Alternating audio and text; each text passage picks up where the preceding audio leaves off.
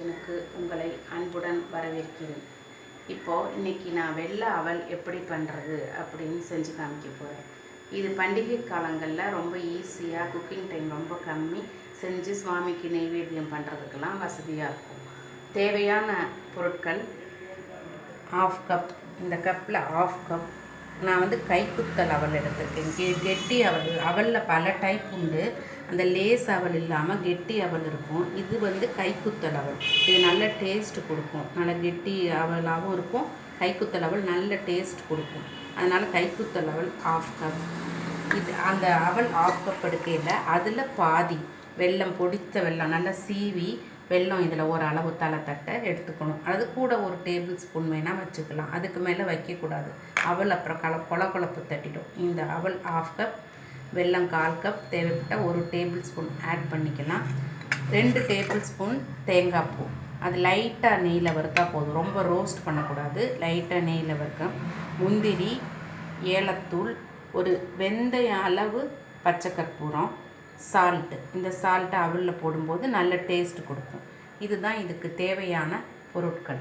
இப்போது இந்த அவலை ஒரு பாத்திரத்தில் போட்டு நல்லா 2-3 தடவை கழுவிடணும். கழுவிட்டு நல்லா மிதக்கிற அளவுக்கு கொஞ்சமாக ஸ்லைட்டாக மேலே தண்ணி தெரிகிற அளவுக்கு போட்டு மூடி வச்சிடணும். இந்த கைக்குத்தல் அவல் ஊறுறதுக்கு ரொம்ப நேரம் ஆகும். ஒரு 1/2 hour கூட ஆகும். அது ஊறின பிறகு இந்த மாதிரி இருக்கும். இப்படி பொழப்பு வந்துடும். அந்த அளவுக்கு திட்டமாக தண்ணி விட்டு ஸ்லைட்டாக மிதக்கிற அளவுக்கு ஊற்றுனா போதும் தண்ணி. இந்த மாதிரி வந்துடும் அவள். இந்த மாதிரி பொழப்பாக வந்த உடனே இதில் நம்ம வெள்ளைப்பாகு கலக்கிறதுக்கு முன்னால் இதில் அந்த சால்ட்டு கொஞ்சம் ஆட் பண்ணிக்கணும்.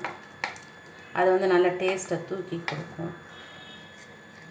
அடுத்தாப்பில் ஏலம், பச்சை கற்பூரம். இது அவல்லையே போட்டுறோம்.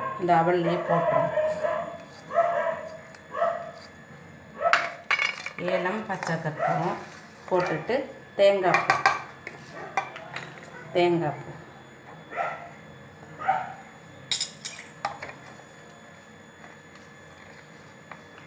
பூ போட்டு கிளறிட்டு இப்படியே வச்சிடணும். இந்த ஃப்ளேவர் எல்லாம் நல்லா உள்ளே இறங்கிறதுக்கு இது மாதிரி வச்சிடணும்.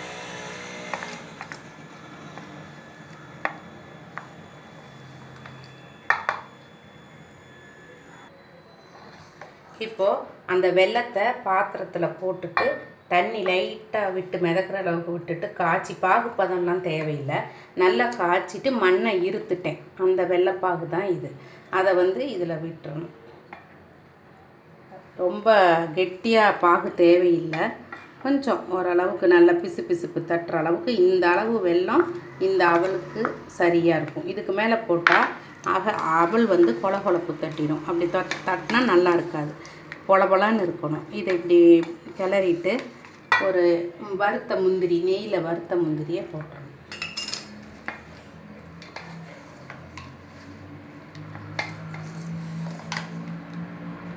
இதை உடனே யூஸ் பண்ணுறதை விட ஒரு 1/2 hour வச்சுருந்துட்டு அதுக்கப்புறமா யூஸ் பண்ணால் அந்த வெள்ளைப்பாகை எல்லாத்தையுமே அவல் எடுத்துரும். உறிஞ்சிட்டு நல்லா திக்காக நல்லா பொலன்னு வரும். இதுதான் வெள்ளை அவல். இது பண்டிகை காலங்களில் செய்கிறதுக்கு ரொம்ப சுலபமாகவும், குக்கிங் டைம் கம்மியாகவும் இருக்கும். இதை எல்லாரும் செஞ்சு சுவைத்து பாருங்கள். நன்றி. பிடிச்சிருந்தா மீனாஸ் கிச்சனை சப்ஸ்கிரைப் பண்ணுங்கள்.